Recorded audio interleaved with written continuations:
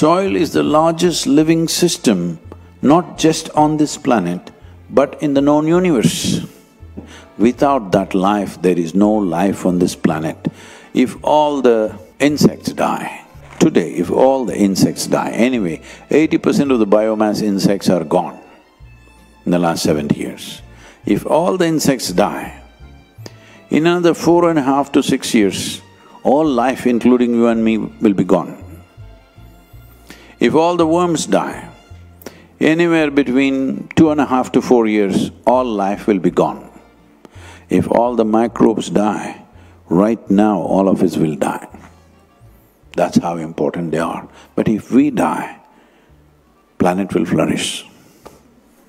So, they are not here because of us, we are here because of them.